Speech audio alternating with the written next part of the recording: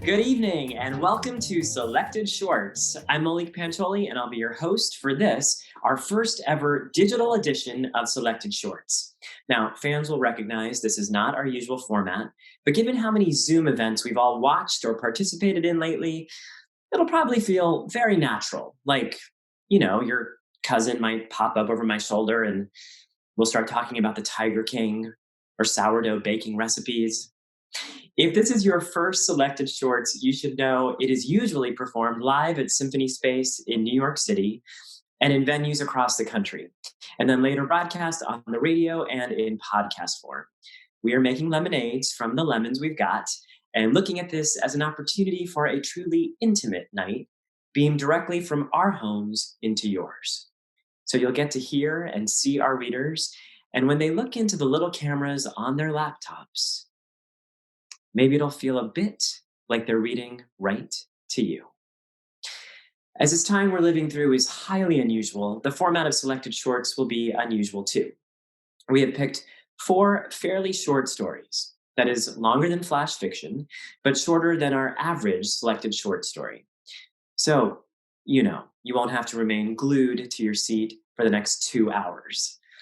We did choose a theme around which to organize our stories, however, and that theme is best laid plans. We thought it spoke to something that all of us are experiencing. This is not what we thought we'd be doing this May, this spring, or this year. And because of that, we're looking at ourselves differently than we did even in February. Our expectations for ourselves, our country, and our global community have changed. And that's what happens with the characters in our stories today. Whether they are teachers, horses, or readers of Esquire magazine, they will all have ideas about how they'll engage with the world and how they'll change it. But as the poet Robert Burns reminds us, the best laid plans of mice and men often go awry. The first story tonight is by Simon Rich. He's a former writer for Saturday Night Live and a regular contributor to The New Yorker's Shouts and Murmurs. His TV and film projects are based on his own books and stories, and they include Man-Seeking Woman, Miracle Workers, and the forthcoming An American Pickle. His stories are smart, heartfelt, and very funny, and we cannot think of a better way to kick off this show. I am going to read this story, which is about an unsung American hero. This is Writing Solo by Simon Rich. Writing Solo, the Otzi story. Growing up horse, I do not expect much from life. My 10 older brothers all end up in stable. My sisters become glue. When I am small, my father run off. That is not figure of speech. One day, for real, he just run into woods out of nowhere. Everyone is like, whoa, that crazy. It is not happy barn, but I have one escape, running. When I am doing gallop, I do not think about how little hay we have or where I will next find salt. I think only of wind in my mane as I surge through the air like a bird. In that moment, I am happy. I am free. Around this time, I meet Human. His name Paul. Paul Revere. He was not big star then. He was just regular guy from Boston. Laid back, funny, easy to carry. We become close and tell our secrets. Turns out we both have same dream, to make big mark on world.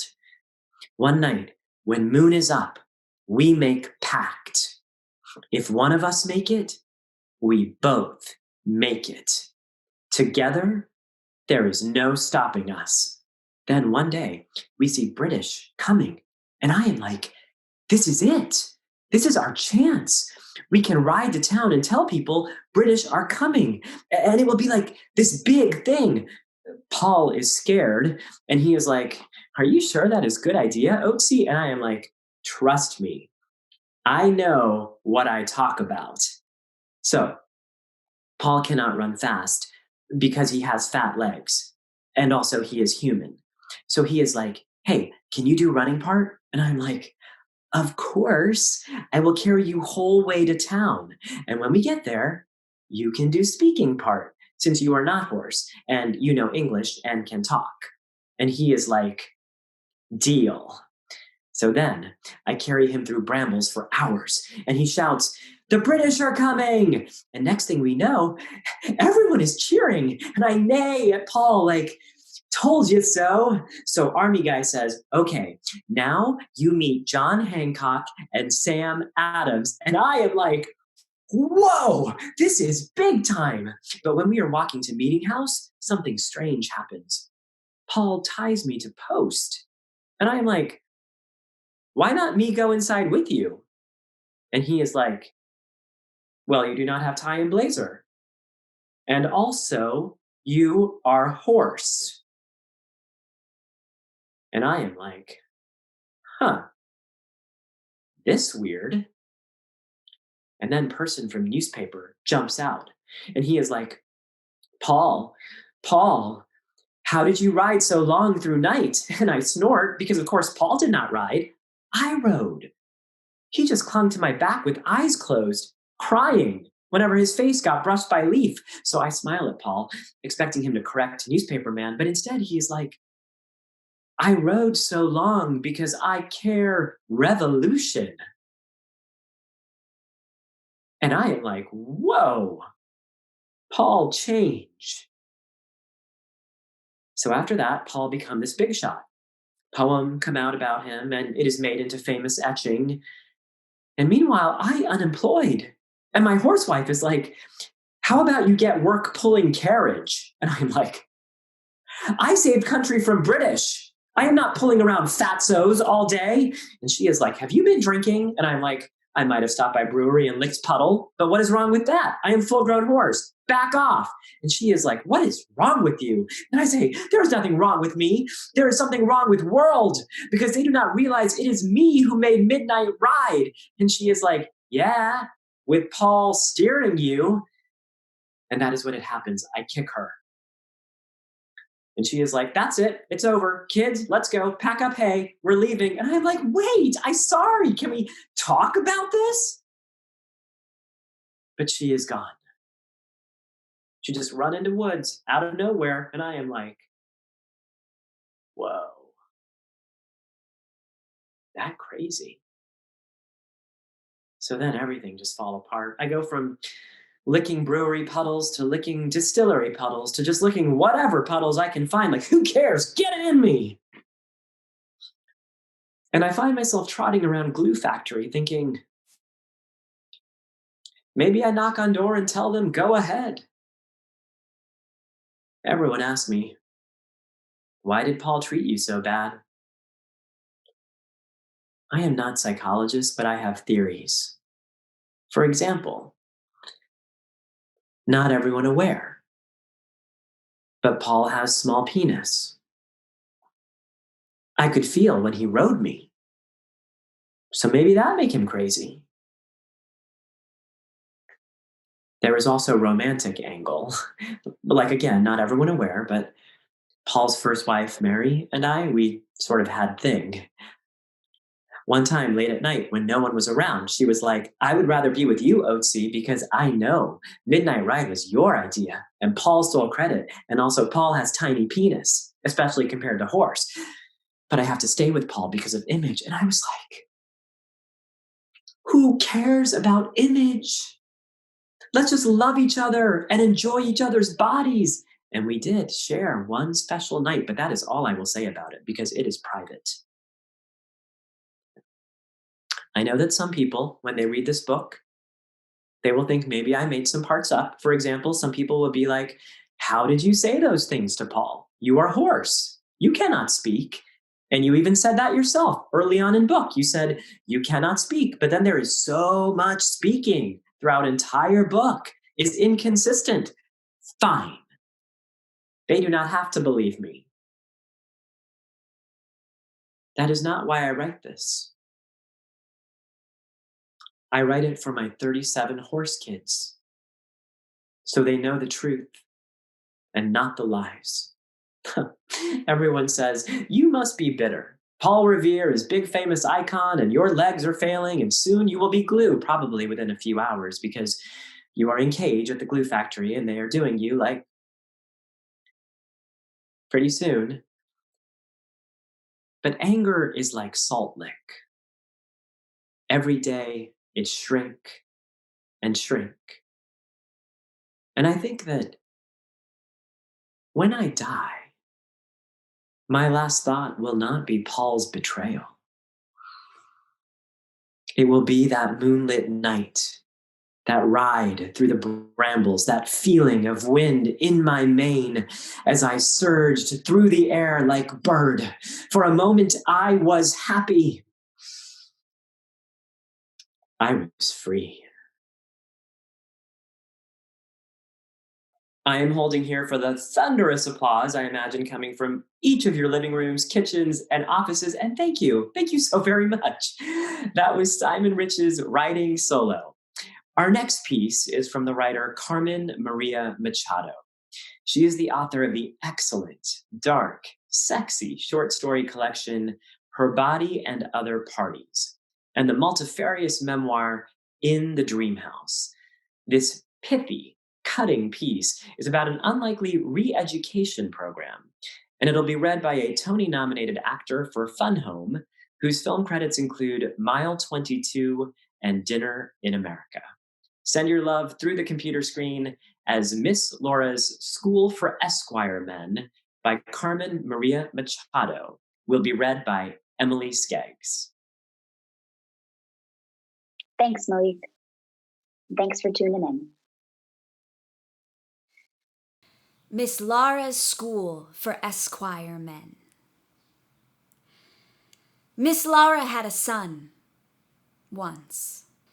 But he became an Esquire man and was lost to her. His father was an Esquire man, so it shouldn't have come as a big surprise.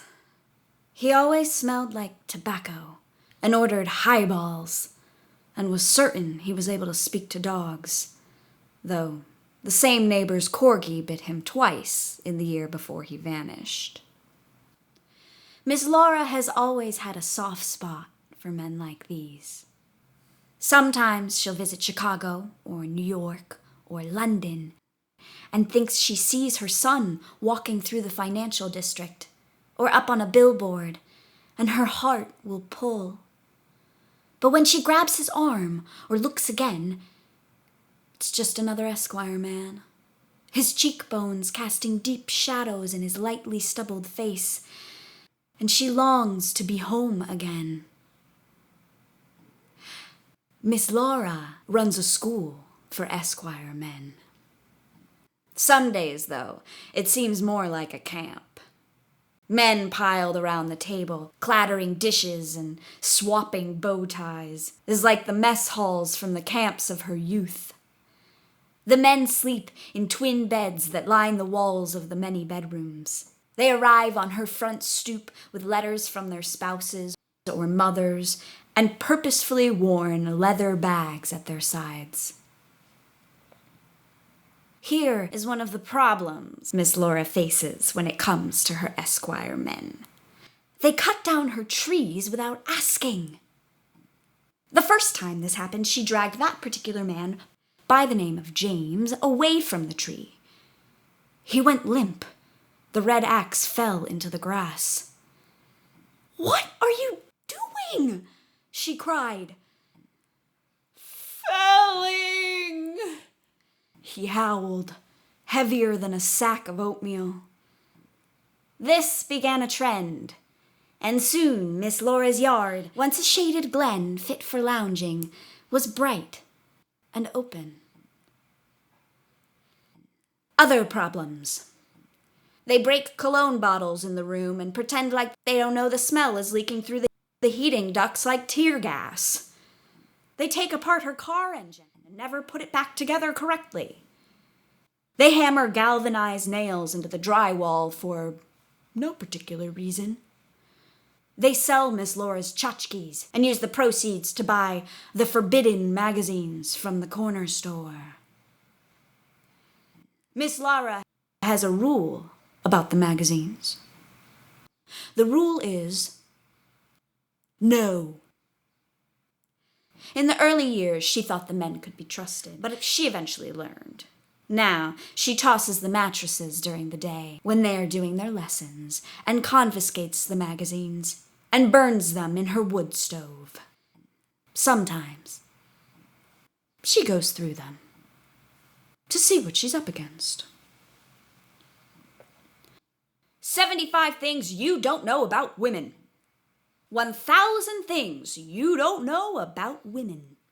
175 things a man should do before he dies. The 75 things every man should do. 25 skills every man should know. The 75 skills every man should master. What is a man? Miss Laura makes notes to herself. Sometimes the task feels too huge, and she cries. The men have been known to come in and offer her clean handkerchiefs folded into squares. This is one of the few Esquire skills she considers useful to all humans, and that she never strives to undo.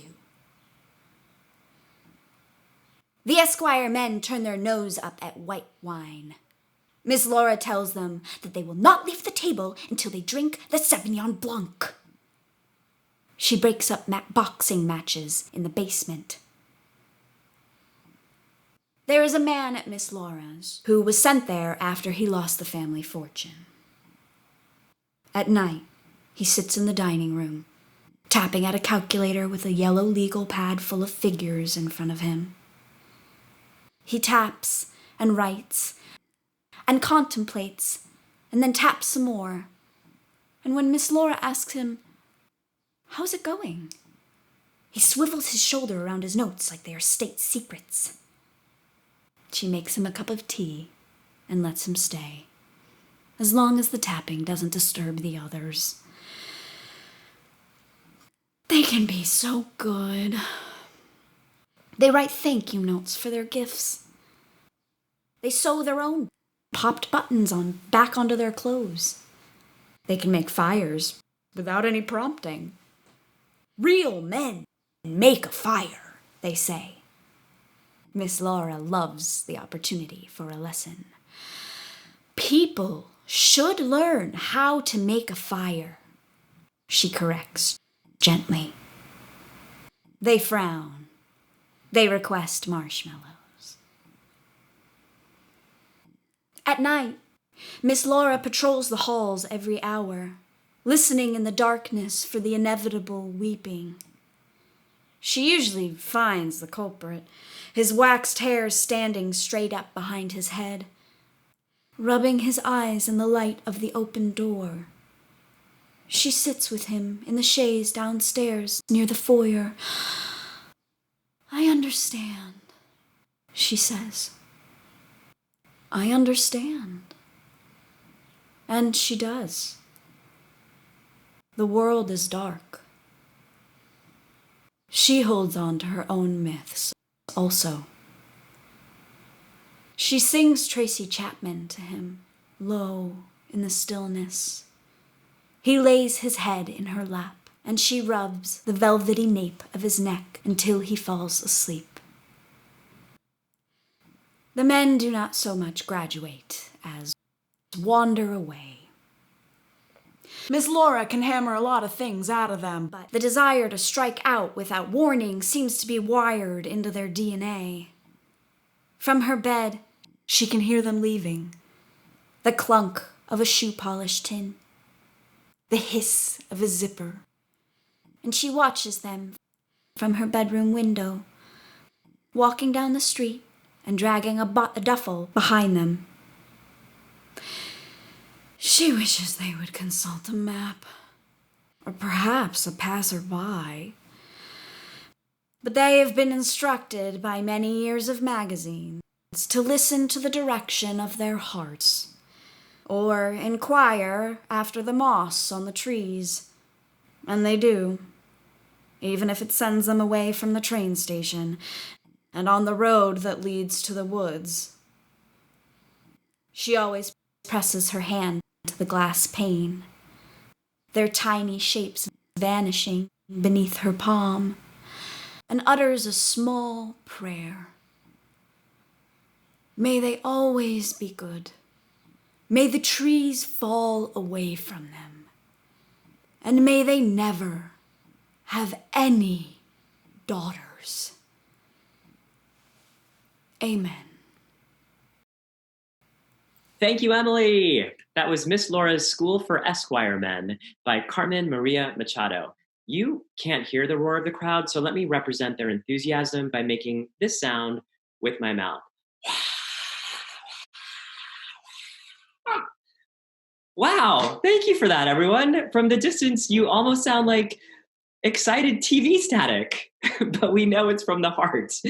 Now, this next tale is about expectations for love and companionship, and it's by the author Aimee Bender. She's the unmistakable writer behind novels including The Particular Sadness of Lemon Cake and story collections including The Girl in the Flammable Skirt and The Color Master. The performer who will read this story is known for films such as The Perfection and Get Out, and TV series including A Series of Unfortunate Events and Girls. We are so happy to have her back here at Shorts, even if here means beaming in from a remote location. Here reading Aimee Bender's The Meeting is Allison Williams. The meeting. The woman he met. He met a woman. This woman was the woman he met. She was not the woman he expected to meet or planned to meet or had carved into his head in full dress with a particular nose and eyes and lips and a very particular brain. No, this was a different woman, the one he met. When he met her, he could hardly stand her because she did not fit the shape in his brain of the woman he had planned so vigorously and extensively to meet. And the non-fit was uncomfortable and made his brain hurt. Go away, woman, he said, and the woman laughed, which helped for a second. He trailed the woman for a few days, saying it was because he had nothing else to do, but in truth, he did have plenty to do, and he did not know why he was trailing her. His brain made a lot of shouts and static about his brain's own idea of hair color and sense of humor and what animals the woman he met would like, mammals, and his brain's own idea of how to be a member of the world and everything that was sort of like him and yet different enough. And still, this woman he met was the woman he met. And however you try, you cannot unmeet. His brain was in an utter panic at changing. His brain was very pleased with its current shape and did not want to shift, not one bit. This woman liked reptiles and fish. What sort of decent human being could possibly like reptiles and fish? He said, "Go away, woman." "You go away," she said, shooing him with her hand. "You're the one following me around all the time." They went on a walk, or rather, she went on a walk and he asked if he could join her, together over the small bridge which ran over a dry stream and looked down at rocks which jutted up like teeth. She talked significantly more than he expected the woman he met to talk, and so while she was talking, he thought, she is surely and clearly not the woman for me. Blabbermouth, he thought. She paused at an oak tree and said, "Did you stop listening?" And so he started listening again and said some stuff himself about this, about that. He liked talking to her. The woman said she did not know why she liked him, as he was being something of an irritation with all the static in his head, and he said he was sorry. He liked her too, but his brain kept rejecting her, and he did not know what to do about that. The woman said, "Please, would you shut your brain down for 5 seconds and let the world participate a bit?" "No," said the man. "I control the world." The woman's laughter bounced off the rocks below. The man laughed too, but inside he still meant it. The woman said goodbye and went to her cottage and made some spaghetti, and the next day, guess who was at her door? "Good afternoon. How are you? How are you?" The spaghetti was fine-tuned, and she was beautiful in the filtered sunlight, and they made love that afternoon with the green sunlight through her green curtains. Her body was new to him, and he did not like the way her shoulders were so broad, and he very much liked the slope of her hips, and he was scared because he did not know how to navigate the curves they made together. Later, when he would become a ship's captain on the waves of the water of their bodies, it turned out that those broad shoulders were the thing he would think of with the most lust and the most tenderness. Those broad shoulders would be what he would recognize in a crowd if they had all paper bags on their heads. Those broad shoulders he could spot across an ocean. The following day, after the green curtain day, he was back. They ate cold spaghetti out of paper cups on the stoop. He said, "I just don't know if I want to marry you." She snorted. "What?" He said, "I'm sorry, but I'm just not certain that you're my future wife." She spit some spaghetti out on the stoop in a little red clump, and he thought it was gross, and she was laughing. Again, not with, definitely at. He said, "I always thought the woman I'd marry would hit me easy in a bolt of lightning, and there is not lightning, there is not even thunder, there is not even rain. It all feels, well, foggy," he said. And she said, "What makes you so sure I want to marry you?" And he said, "Oh, And she said, "Why would I consider marrying a man whose brain is so bossy? I need a man with some calm," she said. He looked at her nose, thin and long, and her eyes, thin and long the other direction, and her hair was straight and long and shone. He had a bite of spaghetti off her fork. They sat for a while on the stoop and watched the lizards skit and scat until the mailman came by and delivered some letters, 2 bills and a postcard from her cousin on an island. She made faces at the bills and laughed at the postcard and scrutinized the little type in the upper left-hand corner telling her where it was, and then looked at the picture on the front for longer than he had ever looked at all the postcards of his entire life. When they made love that day, it was one step closer to making sense. And she brought them some wine afterward, and they sat and watched the sunset through the green curtains, naked, with deep-bellied glasses of wine. The green darkened into black. He let his hand trace each of her vertebrae, and she did not say, "That tickles, stop," like he thought she might. She just looked out the muted curtain, and her hair swished at an angle. He moved his fingers down her whole spine, one by one by one, and during the time it took to do that, his brain remained absolutely quiet. It is these empty spaces you have to watch out for, as they flood up with feeling before you even realize what's happened, before you find yourself at the base of her spine, different. Thank you. Thank you so much, Allison. That was Aimee Bender's The Meeting. And wait, what's that? More exuberant sounds from the crowd. Wow, you sound like a Madison Square Gardens full of excited TV static. Now, we're about to hear our 4th and final story. This one comes from Washingtonian Jess Walter. Walter may be best known for his novel Beautiful Ruins, but he's written half a dozen novels, a nonfiction book, and several collections of excellent short stories too. This one, about an unexpected parent-teacher conference, displays Walter's usual blend of dark wit and misguided yet empathetic characters. Our final performer is a busy man whose recent credits include The Irishman, Jesus Rolls, and Mr. Robot, as well as the Brooklyn Academy of Music's production of Medea. We are so lucky to have him back. This is Magnificent Desolation by Jess Walter, read to us by Bobby Cannavale. Thanks, Maulik. Magnificent Desolation. I have a crush on the mother of my worst student. I suppose crush might seem an odd word for someone my age, 50, but it's an apt one. I feel crushed by this woman who appears in my classroom doorway to talk about why her son is failing 7th grade science. Abigail Cullen is ethereal. She wears a white skirt and a dark blue top that reminds me of the upper atmosphere, where the stratosphere meets the mesosphere. Hey, I'm a science teacher, not a poet.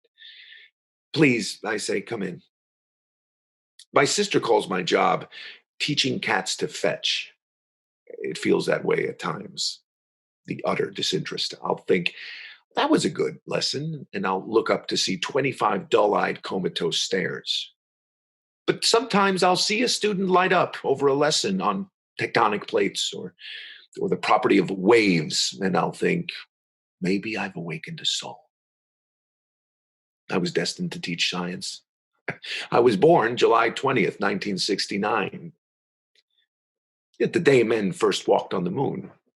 While my father sat watching news reports of the lunar landing on the waiting room television, a surgeon delivered me from my dying mother, who had a massive blood clot in her lung.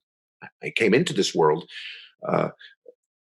as my mother left it, as Neil Armstrong stepped onto the chalky surface of a new world and said, "That's one small step for man, one giant leap for mankind." Armstrong later claimed that what he actually said was one small step for a man. This upset some people because the article "a" seemed to diminish what was a vast human endeavor. But in some ways, a man makes more sense. If Armstrong had meant man in the broader sense, like mankind, he would have in essence been saying, "That's one small step for mankind, one giant leap for mankind." Few people remember what was said by the second man to walk on the moon, my hero, Buzz Aldrin. "Beautiful view," said Buzz, to which Armstrong replied, "Isn't that something? Magnificent sight out here." Then Buzz uttered the two words that still give me goosebumps, expressing the paradoxical nature of our miraculous existence on this life-giving rock in the exurbs of a cold, hard universe. Magnificent desolation. "We don't believe in that," Jacob Cullen said the first week of class. He was explaining why he couldn't do the assignment on plant life cycles. It was nothing controversial. Photosynthesis, vascular versus non-vascular structure, that sort of thing. "You don't believe in plants?" I said. "Sex," Jacob said. He was a slight 12-year-old with intelligent eyes and a constant half smirk. "You don't believe in sex? You're not allowed to teach it to me. I am certainly not teaching you about sex. You said sperm." I explained that the lesson was about angiosperms and gymnosperms, plants that reproduce using flowers and fruit versus plants that use cones. "We don't believe in that," Jacob said. "God made plants." This became a pattern. Whatever I taught, cell structure, heredity, geology, Jacob Cullen would approach my desk after class. "We don't believe in that. You don't believe in rocks? You said some rocks are 4 billion years old. How is that possible when the Earth is only 7,000 years old? My unit on the moon and tides was the last straw." I looked up to see Jacob at my desk. "What don't you believe in now? The moon? Tides?" "God hung the moon," Jacob said, "and the moon landing was faked." This is when I finally emailed Jacob's parents. I can't stop staring at Abigail Cullen's angular face, her jet black hair tied back tight against that smooth, elegant forehead. "Have a seat," I say, my hand shaking as I gesture to a student's desk. "Is Mr. Cullen coming?" "Jacob's dad is playing golf," she says. "We're divorced."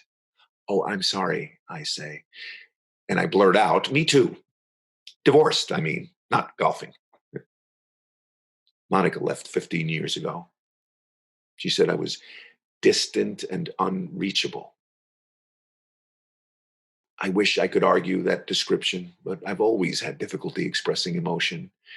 When anger or joy arise in me, it feels like I'm in a spacesuit, separated from the world. I don't like to make excuses, but my therapist suspects it's related to growing up without a mother. My palms are sweaty.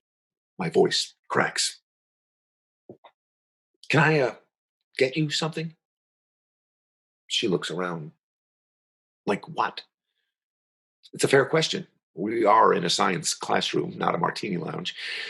I don't know what's the matter with me. I reach for a chemistry beaker. "Liquid volcano?" "I think I'm fine, thank you." Every teacher has to deal with fundamentalists from time to time. I have a respectful speech I give parents about science and religion. I always end it with an anecdote about my hero. Do you know the first thing Buzz Aldrin did when he landed on the moon? He took communion. He believed science and religion complement one another because both seek to understand the great mysteries, one through hypothesis and experimentation, and the other through parable and metaphor. "The Bible is not metaphor," an angry father said once. "It's the absolute word of God." I smiled, but even Jesus spoke in parables. "Science is Satan's PR department," the man said. How do you respond to that? This may be why Buzz Aldrin is my hero. In 2002, A conspiracy theorist was harassing him outside of a hotel, insisting the moon landing was faked. Several times Buzz turned away, but the man just kept hounding him, calling him a liar and a coward. I have watched this video of what happens next maybe a dozen times. The 72-year-old former astronaut just hauls off and punches the man. This is the moment Buzz Aldrin became the hero of science teachers everywhere, the patron saint of not taking any more of this bullshit. Let me start by saying I'm not trying to demean anyone's faith, I tell Mrs. Cullen. What I'd like Jacob to learn is the difference between belief and knowledge. I'm lost in her brown eyes. I clear my throat. For instance, you could choose to not believe in gravity, but it won't change what happens when you step off a curb. The same with evolution or climate change. These are not opinions to be retweeted or given a thumbs up, but processes widely observed, studied, and proven by scientific method, whether a certain church or politician agrees with them or not. She cocks her head as if she's not quite following. This is why I don't think it's fair to limit a child to the knowledge that was available 2,000 years ago, I say. Just as it wouldn't be right if Jacob got a terrible infection to only give him frankincense because that was the medicine available in biblical times. That's when I see the Cullen smirk on Jacob's mother's face. And all hope drains from my body. This is no longer simply about a boy and his religious parents. This is about what's wrong with our whole country from the top down, the deep divisions created by people cherry-picking facts or ignoring them altogether, paranoid videos fed by social media algorithms, the cynical tools of the greedy and lazy, the willfully ignorant. Look, I say, I'm sorry, but if two intelligent people like you and I can't get past this crazy stuff, past these medieval fears and superstition, centuries of bigotry and backward thinking, then what chance does humanity have? With the serious threats this planet faces, real existential threats, we can't be wasting our time arguing over whether the moon is real. She bursts into laughter. Did he say the moon isn't real? Mr. Wells, I think my son is having some fun at your expense. We are not religious. Jacob hasn't been to church since he was baptized. He is, however, about to get crucified. She smiles. Metaphorically, I mean. Now, apparently, Jacob is failing science because his teacher is a drunk. Mr. Wells forgets to assign readings and doesn't grade tests. Everyone in the class is failing. Everyone, I ask. That's quite a curve. Oh, yeah, it's an open secret, Mrs. Cullen says. No one says anything because Mr. Wells was in a terrible accident. An accident. I almost admire Jacob's creativity. His wife and children were killed, she says. He drinks to forget. I'll bet he does. How many children? 2. The twins. I say reason and hope. She smiles and shakes her head. I'm sorry, Mr. Wells. Since the divorce, he's been acting out like this. He told his PE teacher that he can't play floor hockey because he has lupus. In his defense, it's floor hockey. We're still laughing when Mr. Cullen comes in. What's so damn funny? He asks. He is tall and balding, thick like a former football player. He's still wearing his golf gloves, even his glove. His face is flushed, and it's clear he's been drinking, working up his anger. He strides towards me. I don't care what happened to you. He says, you got no right to take it out on these kids. Mike, calm down. His ex-wife rises. I'm not going to calm down. He's coming around my desk. I rise and I hold my hands out. Look, there's been a misunderstanding. Mike, stop it, Mrs. Cullen says. It's Jacob. He told his teacher he doesn't believe in science, that the moon landing was fake. Mike Cullen looks confused. So what? He says. I don't want some drunk failing my kid for that. He is right in front of me now, his hands balled up in fists. Besides, the moon landing was faked. I just saw a video about that. They couldn't have flown through the Van Allen radiation belts without, I don't even remember throwing the punch. We jokingly call it our first date, Abigail driving me to the emergency room. The injury looks worse than it is. A broken zygomatic arch, the narrow piece of cheekbone between the jaw and the ear. It's a quick fix, maxillofacial surgery, like popping the dent out of an old car. The whole thing sobers Mr. Cullen up. I could probably be fired for punching him, but my weak blow barely grazed his jaw, while his more practiced shot broke my face. So thankfully, there's no talk of pressing charges or filing complaints. I'm sorry, Mr. Cullen says as I hold paper towels against my bleeding nose. It's okay, I say. But I have to tell you one thing. While lengthy exposure to the Van Allen belt would cause huge problems, simply flying through them on a spaceship exposes you to about the same amount of radiation as an X-ray. Okay, he says. I'm so humiliated, I tell Abigail on the drive to the hospital.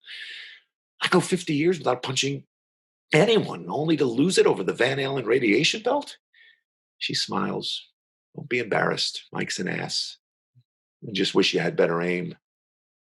I promise her I will train harder for my next defense of the scientific method.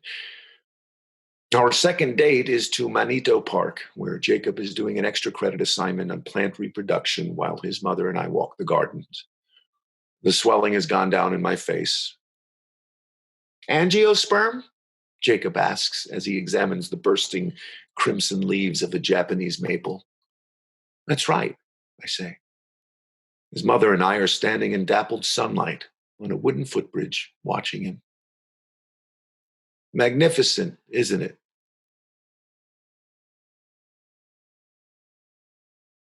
Bobby Cannavale, everyone. That was Jess Walters' magnificent Desolation. And wait, what's this? The crowd is on its feet. Or at least the members of the crowd that are hopefully wearing pants while they're watching this. And if you're not, please just stay seated, okay? That is our show, everyone. We'd like to thank all of our performers once again, Emily Skeggs, Allison Williams, and Bobby Cannavale. We'd also like to thank our authors, Simon Rich, Carmen Maria Machado, Aimee Bender, and Jess Walter, and their respective agents for allowing us permission to read these stories under these very special circumstances. And thanks to all of you for zooming in. Keep in mind, if you want more stories right away, Selected Shorts airs weekly on many public radio stations, so check your local affiliate for listings. Our podcast is new each week, and you can access it at symphonyspace.org or wherever you like to pick up your podcasts. We will continue these digital shorts while we're sheltering in place. Our next installation will be just 2 weeks from today, May 27th at 7:30 p.m., with stories on the theme of Choose Your Own Reality. The show will be hosted by BD Wong, who will also read a story. BD will be joined by Marin Ireland, Paul Giamatti, and Darcy Carden. In the meantime, you can touch base with us on Facebook, Instagram, or Twitter. Thank you for tuning in tonight. Be safe, be well. Good night.